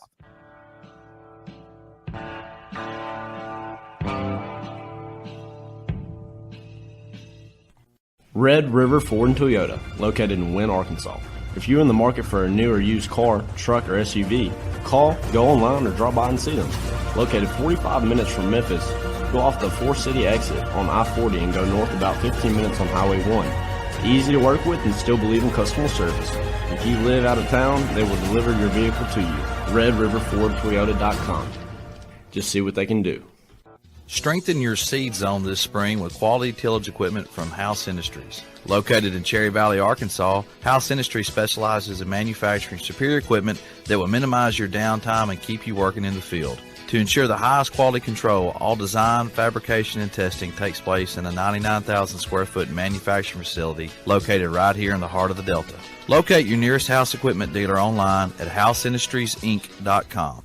House Industries, breaking ground. Sidelines with Rob Browne. Talk sporty to me.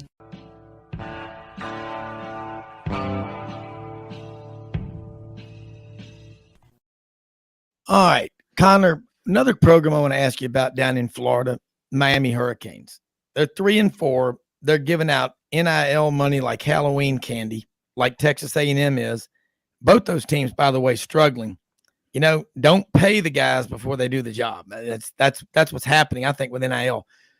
What is wrong at Miami? I mean, Mario Cristobal, though, what he left behind at Oregon, look what Dan Lanning is doing with some transfers like Bo Nix this year. But kind of give us a health checkup report year one under Mario Cristobal. Did you expect more up to this point? Yeah, I expected a little bit more because I like Tyler Van Dyke, and he has not had the talent around him to be able to make this thing work. And I think Josh Gaddis, I think, has had a really frustrating go with this offense so far in year one. And, you know, I kind of hate when we use 20th century logic to talk about why a team is going to be good, because the game has changed so much. And when Miami was Miami, it was recruiting that part of the state. They would block off I-4, which I live 3 miles from I-4. They would block off that wall right there, and they'd say the bottom half of that state, that's us. That's what we're going to recruit. We're going to recruit Brevard and Dade and these areas that we feel like the talent is so good. And then we'll sprinkle in our other guys, you know, around. And Neil Blackman wrote a great column for our ACC site Saturday, wrote about why he doesn't think Miami's ever going to be back. And I think he brought up some great points about it, because you can throw around all this NIL money and you can do all these things and say, hey, we're going to invest $30 million into our football program. We're going to finally do things that teams have been doing for a decade. That's all well and good. But your reality is that you don't have that wall on that part of the country anymore. And recruiting has never been more national. And there are now so many teams, Alabama mainly. I mean, how many times has Alabama gone into South Florida and plucked an unbelievable future all-pro receiver? I mean, they do that on almost an annual basis. So Miami doesn't have control over the state like it once did. And I think that changes the game. And when you have a fan base that, let's be honest, it's a pro sports town, it's not going to be engaged in the same sort of way. That's how the game has changed. And I don't think Miami can benefit now in the same way that it did 20 and even 30, 40 years ago. Yeah. I mean, look at the rise of the Seattle Seahawks and the decline of the Washington Huskies. Look at all these pro sports towns. College suffers. Tennessee Titans, Vanderbilt. Of course, that's not a fair comparison. Anyway, Jimmy, I know you got some questions for Connor O'Gara. Let's go.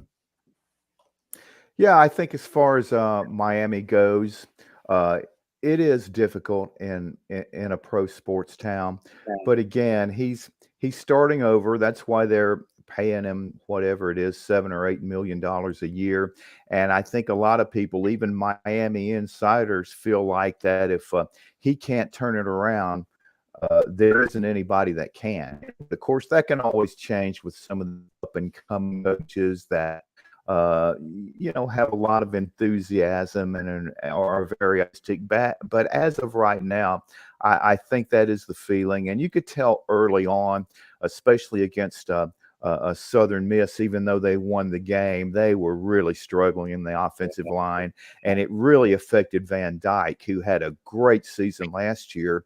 But it doesn't matter who you are. If you don't have time to throw the ball, you're going to struggle. And then that held true the very next week during the loss at A&M. So, they just got a long way to go. And even though, they're making a lot of progress on the recruiting trail, those guys aren't going to be available until next year. And even then, when you have these ballyhooed recruiting classes, in many cases, not more than 3 or 4 of those guys usually make significant contributions in their true freshman year. So that's a work in progress. It's going to take 2 or 3 years, but I think he does have a track record of being able to, develop programs. And of course, he had success at Oregon, winning the Pac-12, going to the Rose Bowl, and accomplish some things that alumni in that part of the country want to see. So I think they'll be fine, but it's not going to happen overnight.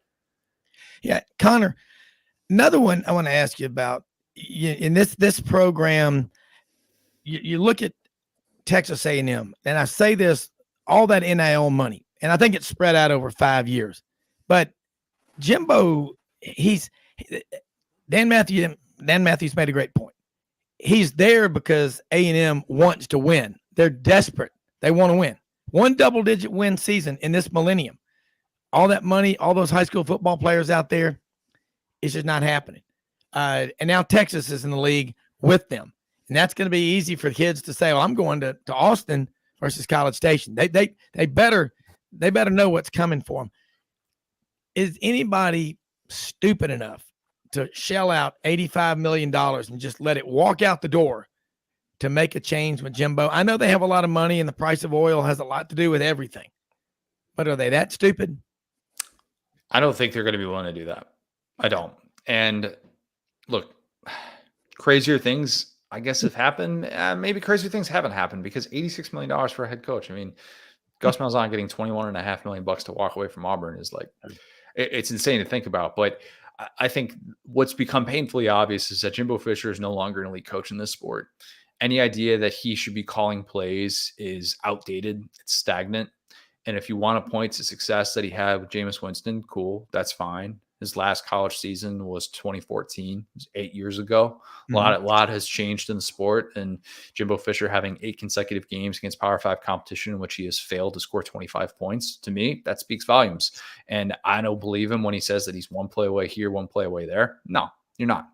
You need to change, and it's adapt or die. And if you don't adapt, you will die. You will see that buyout number paid. How much Jimbo Fisher cares about that? At this point, I don't really know. I don't really get that sense, because when you have that money and you control Ross Bjork, you control that athletic department based on that contract that you are still guaranteed. So I think that they're in a really brutal spot, and they hoped they would never have to deal with this buyout conversation, and that Jimbo Fisher was going to lift A&M to a conference championship for the first time in the 21st century. That's something that has never happened. They never played a conference championship game in the 21st century. So I don't think that this is all of a sudden a situation that's going to fix itself. Jimbo Fisher needs to take a long look in the mirror and realize that he is a big part of the problem. And you have so many different quarterbacks at A&M. 3 different quarterbacks, by the way, are part of that streak, that 25 point streak that they have, that drought against Power 5 competition. So yeah. I think Jimbo Fisher needs to take a long look in the mirror. Otherwise, nothing's going to change. Well, I'll tell you the comparison. When you give up all your leverage, like A&M has done, and they're not the only school to do it, but let's focus on A&M. That's like a conversation a friend of mine had. He was doing an addition to his house at his farm, and the contractor was dragging his feet, taking a month of Sundays to get anything done. And the last check that the guy needed was $57,000, and he reached over to get it, and my friend pulled it back and said, you ain't getting this till you finish, because otherwise you're going to take your time. You've got to have leverage. And again, you made a great point. Who is influential, strong enough to go to Jimbo and say this? I mean, it reminds me of what Gus Malzahn did at Auburn. He brought in Rhett Lashley in 2016, got rid of him and Lindsey and different people. Somebody that you can throw overboard when things don't go right. Gus was always going to do 3 things. Auburn was going to get butter, not better, but butter. And the second thing is he was going to let someone else call the offensive plays. And number 3, the constant was none of that was ever going to happen. And I just think he's an overpaid version of Gus Malzahn. He doesn't wear sweater vests. That's a good thing, but it's just strange. But Connor, listen, man, love having you on here. Great insight. What are you talking about? What are you going to be writing about, and how can people follow you? And as always, we treasure this time with you. You're one of the best guests we have. Yeah, appreciate that. We have tons of content right now. SaturdayDownSouth.com. That's our SEC site. SaturdayRoad.com is our SEC site. SaturdayTradition.com, our Big Ten site. Saturday Out West is our Pac-12 site. So we have lots of different things in the works. I imagine we're going to be talking a little bit about these playoff rankings. The first playoff ranking show is next Tuesday, week 9, and the SEC is really, really interesting. It's kind of the calm before the storm, even though we do have the world's largest outdoor cocktail party. So lots of great stuff going to be coming down the pipeline. SaturdayDownSouth.com. Hey, give me your top 4 right now. Oh, right now?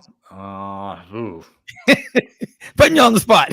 Yeah, I'd put Tennessee at 1 just because Tennessee has a better resume than Ohio State. I'd probably put Ohio State. I'd probably put Ohio State at 2.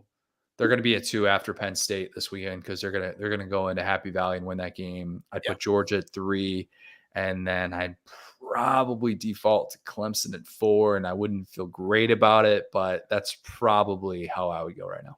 All right. Hey, Connor, thank you so much. Have a great week. Look forward to the next visit. Absolutely. Appreciate it, guys. You bet.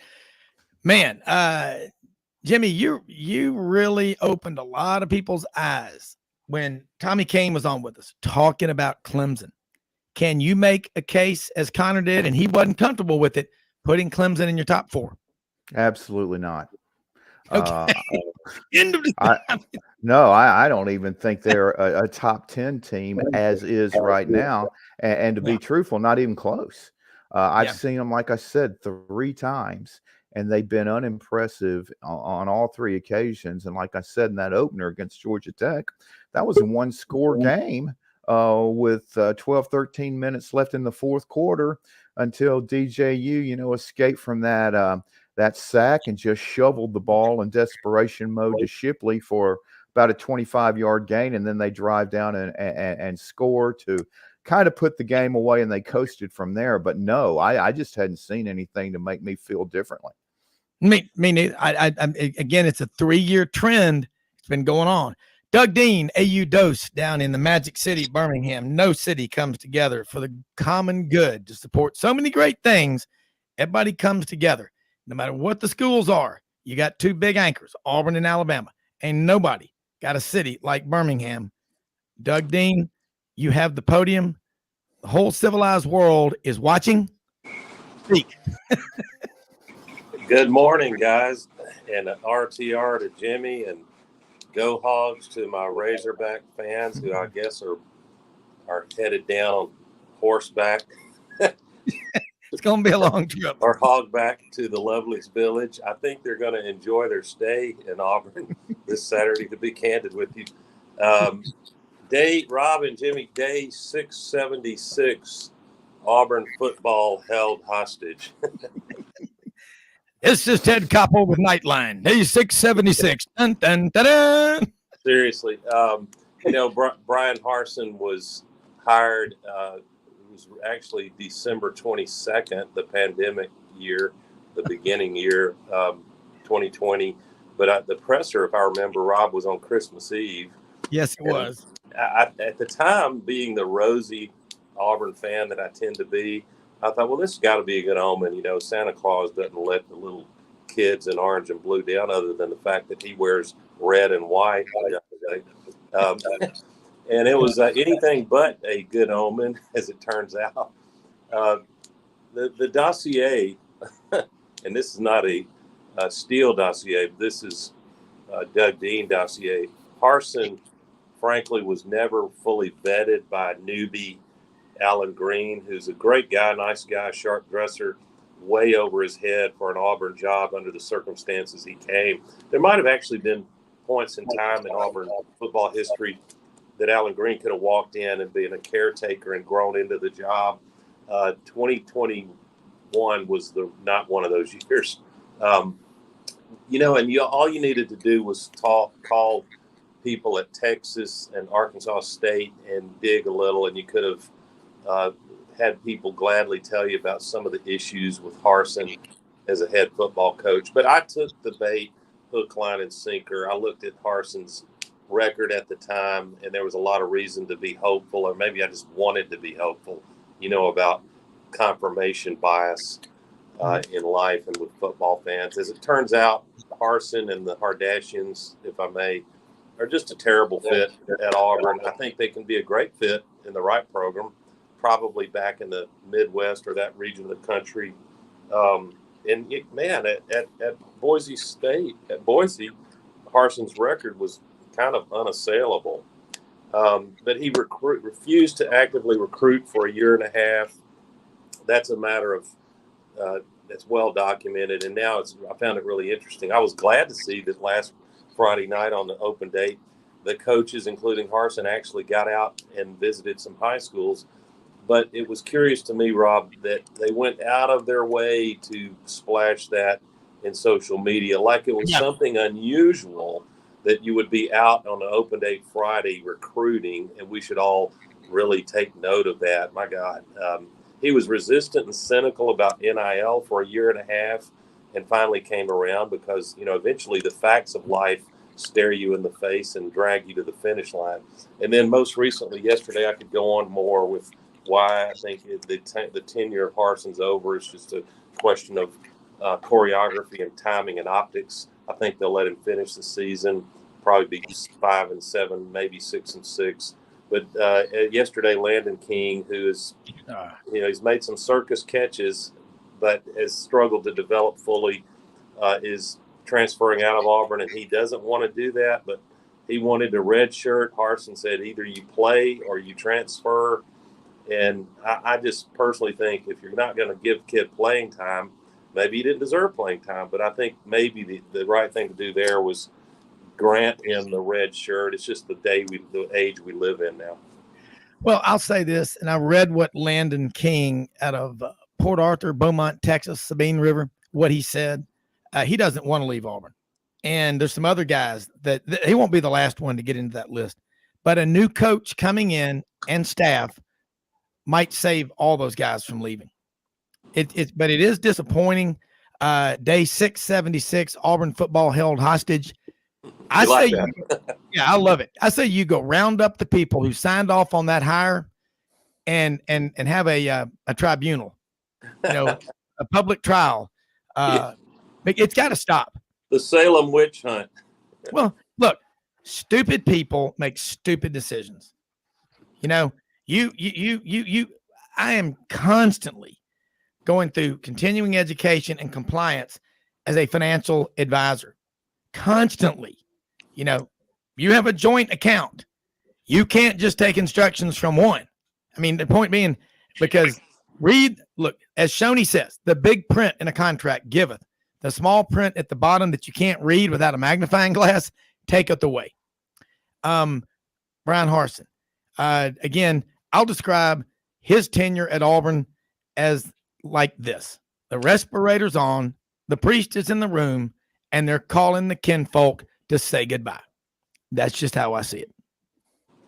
Yeah, and let me jump. Hold that thought. We're going to take a quick break, and I didn't want you to get started before we go to the break because I know you have something to say, and then Jimmy's going to chime in from up in Knoxville. But great stuff as always. Hey, you think being an English major isn't important?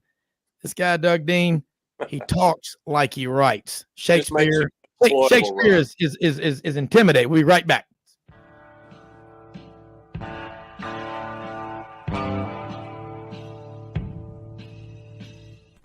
Red River Ford and Toyota, located in Wynne, Arkansas. If you're in the market for a new or used car, truck, or SUV, call, go online, or drop by and see them. Located 45 minutes from Memphis, go off the 4-city exit on I-40 and go north about 15 minutes on Highway 1. Easy to work with and still believe in customer service. If you live out of town, they will deliver your vehicle to you. RedRiverFordToyota.com. Just see what they can do. Strengthen your seed zone this spring with quality tillage equipment from House Industries. Located in Cherry Valley, Arkansas, House Industries specializes in manufacturing superior equipment that will minimize your downtime and keep you working in the field. To ensure the highest quality control, all design, fabrication, and testing takes place in a 99,000 square foot manufacturing facility located right here in the heart of the Delta. Locate your nearest House equipment dealer online at houseindustriesinc.com. House Industries, breaking ground. Sidelines with Rob Browne. Talk sporty to me.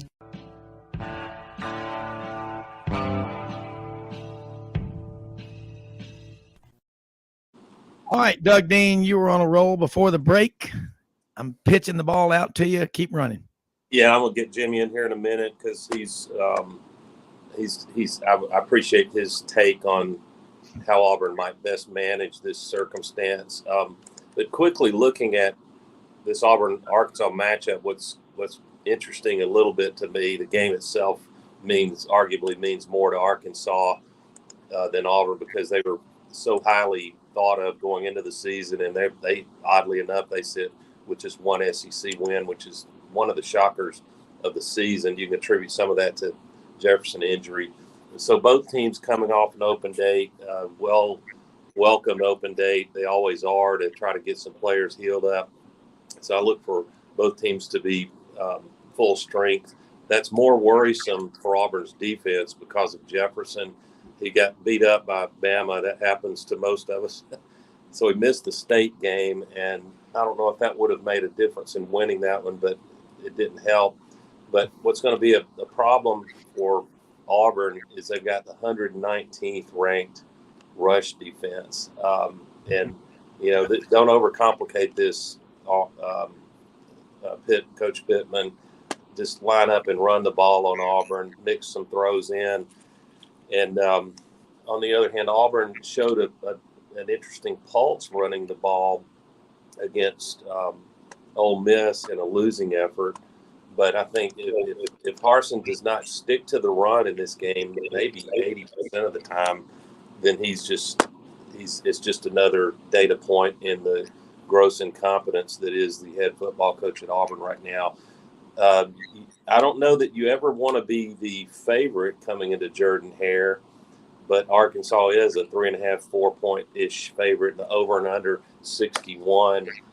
I think I would take the over because I think Arkansas is going to have a field day running the ball. Why should I think that would change in 2 weeks, Rob, from what Ole Miss gashed us for 400 yards? So show me something, Schmetting. Show me that you can figure out coach these guys how to make run fits. I don't look for it. In fact, I'm having a little PTSD, Rob, back to 2002. Who can forget when Fred Talley is still running by our window? Yeah. Guy ran for 200. We had never heard of Fred Talley, and Senator Tuberville is probably thinking back to it now. 241 yards. Arkansas beating Auburn 38-17. And you know what? In that game, Arkansas is coming off a 4 overtime game loss to Tennessee, and Auburn had an open date then, and a lot of good it did. Well, Auburn football right now, to draw another parallel and paint a picture. Remember the scene in the movie Animal House at the end when Eric Stratton, the rush chairman, Flounder's brothers, Lincoln Continental with the suicide doors had been absolutely totaled. And before D-Day took the torch to turn it into the Batmobile, he says, look, you blanked up. You trusted us. He goes, that's what it's going to take to fix Auburn football. Auburn football is a smashed, banged up Lincoln Continental, Flounder's brothers car. And Eric Stratton is right to the Auburn fans. We all wanted the best because our loyalty is to Auburn and the players, not the coaches. But I want to tell you something. One thing I'm worried about with the portal, Doug, is that connection, that spiritual connection between the fans and the players, and not just Auburn, but every school. If they don't feel like those players are vested as much as the fans invest in the university, in facilities and scholarships, that marriage will implode. Yeah, and that's why that stuff long term it ain't gonna work.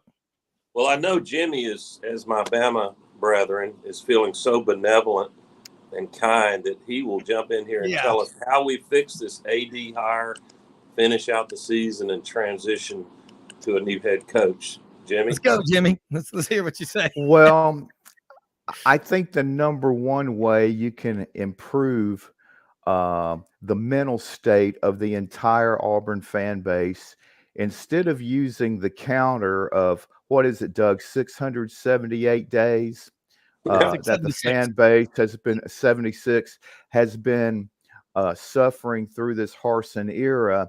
My suggestion starting today is to use a tick-off clock at 32. because if you go to 32, it'll be 31 tomorrow. In 32 days, this nightmare will be over. Brighter days are coming. So if you use that counter, then I think you're going to be feeling a lot better about things. But I don't know. Just as an outsider looking at how this AD selection process is going, I have a bad feeling that, in true Auburn fashion, there appears to be the classic power struggle, over 2 or 3 different factions of ramming their guy through to be able to get this job. I hope that's not the case because they just don't need any more of that. And I know a big reason for that was because, when Harsin was selected, the board was basically bypassed on that selection due to the former president. And then, Alan Green, I think, kind of maybe flaunted the fact that it was he and the former president's influence that carried the day.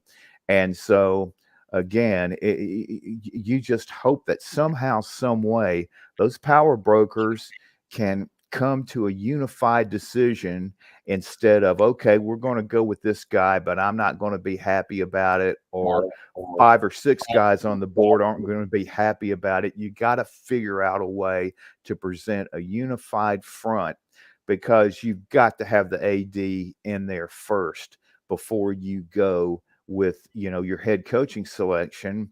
I doubt you're going to be as lucky as Tennessee when they picked Danny White, that he also had his head coach at UCF available to come with him. That's not likely to happen, but you do need an AD that's decisive, is experienced, and has a proven record of bringing in qualified coaches.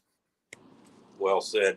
My intel, which is worth maybe a cup of coffee in Park in Arkansas. Can you get one for a buck, Rob? It's cheaper than Starbucks.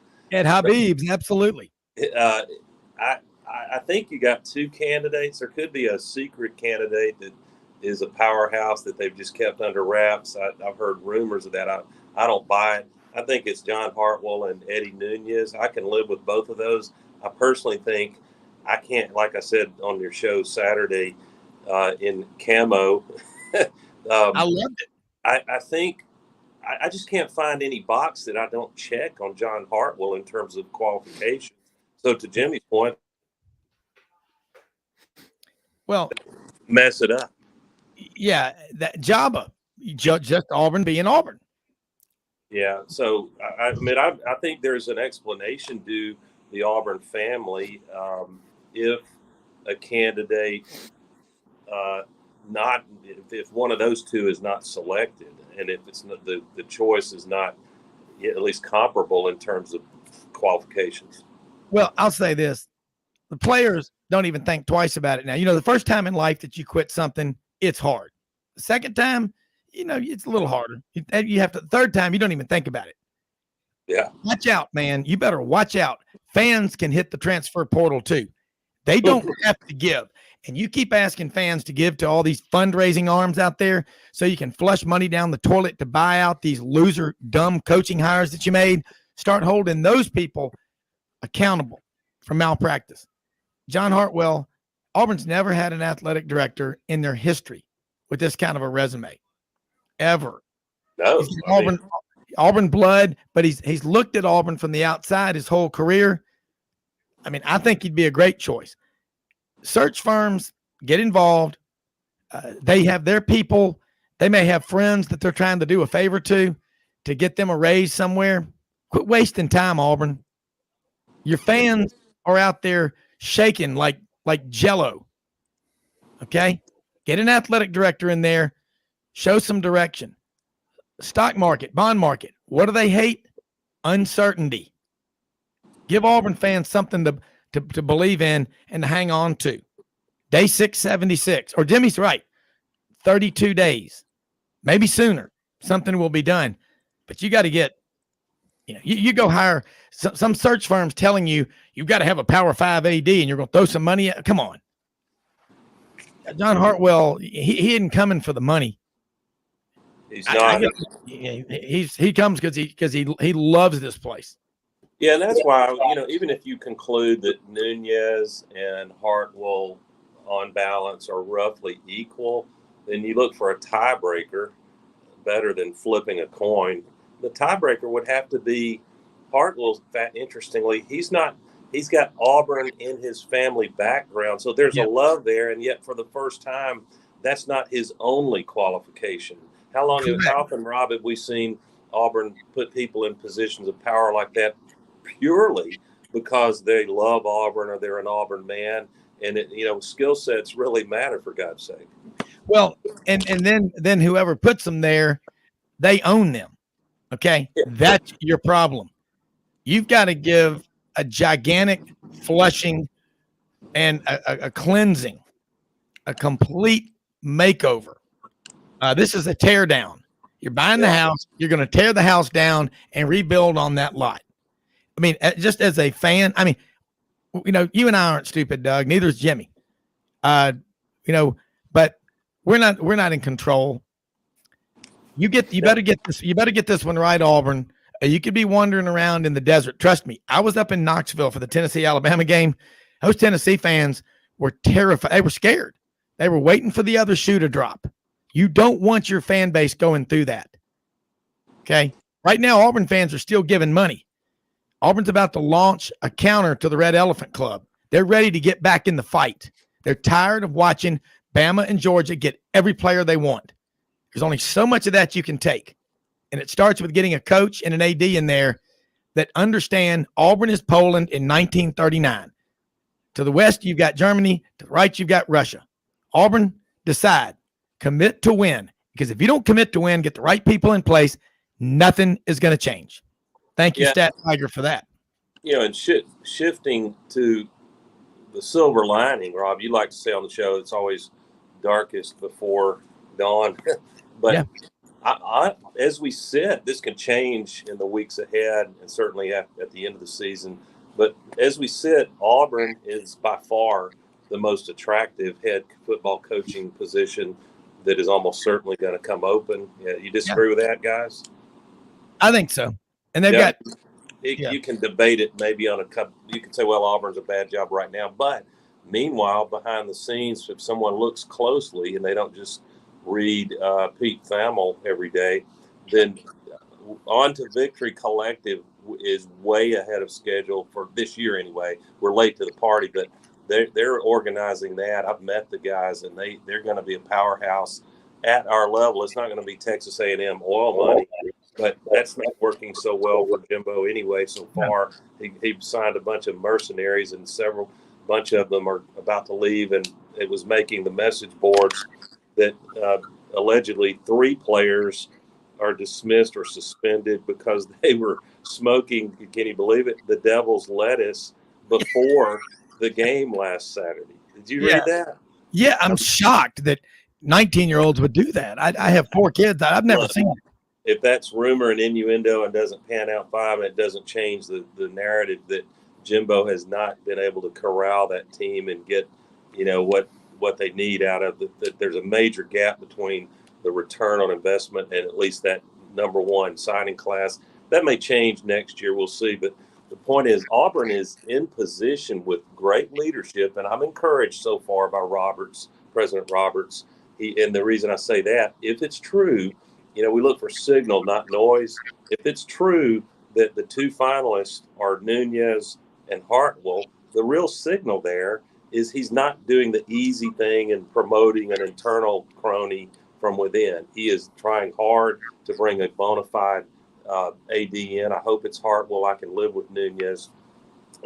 So you get that right. You get people unified. You get NIL rolling. I don't think like one of the dumbest things I've heard Wimp Sanderson say on air in Birmingham recently, which happens when you ask a basketball coach to comment on college football. I'd say the same thing if Bruce Pearl were asked about Alabama football. But Wimp said Auburn will be down and have really bad seasons for at least another 3 or 4 years. Well, okay, let's see. I mean, it's looking that way the last couple of years.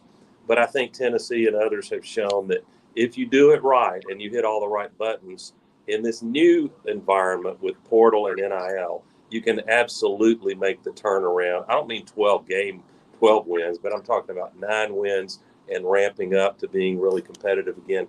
It absolutely, for an Auburn, does not need to be a 3 or 4 year process. Yeah, I mean, in the last 60 years, there have been 6 schools that have won the SEC: Auburn, Alabama, Florida, Georgia, Tennessee, and LSU. Despite all these other schools trying to get there, they just can't close the deal. And there's a reason for that. But you have to make the commitment to win. Bama did it with Saban in 2007. Georgia, 2016 with Kirby Smart. Jimmy, you know what Alabama was going through in the 10 years before Nick Saban got there. I thought they should have extended Mike Shula's contract, but that's just me. So they're giving him a bonus. I mean, I thought my friend, the late Ed Williams, was the sports editor of the Auburn Plainsman newspaper. His final farewell column when he graduated from Auburn was, "Hey, Coach Jordan, let Alabama win one once in a while. They go out and hire him a real coach." Personally, he said, "I think JB Ears Whitworth is one heck of a coach." That Bryant guy. Yeah, well, I know honorable. But well, out of time. Be quick. No, I'll say one thing though. I think the one thing that is going to be difficult again with Auburn is that they're in the SEC West, whereas like at Nebraska, Wisconsin, Georgia Tech, they're in much easier conferences that could give you a chance to really make some significant progress in a hurry. But Auburn's going to give you all the tools you need, though, so there's no doubt about that. Yeah, it is. Look, great stuff as always. Great show. Hey, folks, just remember a couple of very important things. Most often we see the face of Christ in the least among us. Don't give to get, give to give, and do something every day to make everywhere around you better. Okay, we'll be back tomorrow. Doug Dean, AU Dose. Always love having you on. Your cerebral skills unmatched anywhere. Socrates, Plato, Aristotle, Doug Dean. Anyway, we're out of here. Be back tomorrow. Check us on 680thefan.com, Podcast Park, Kicks 96.3, Alexander City, Lake Martin, and www.sidelines.live. That's a lot of wwws. See you tomorrow. We're out of here.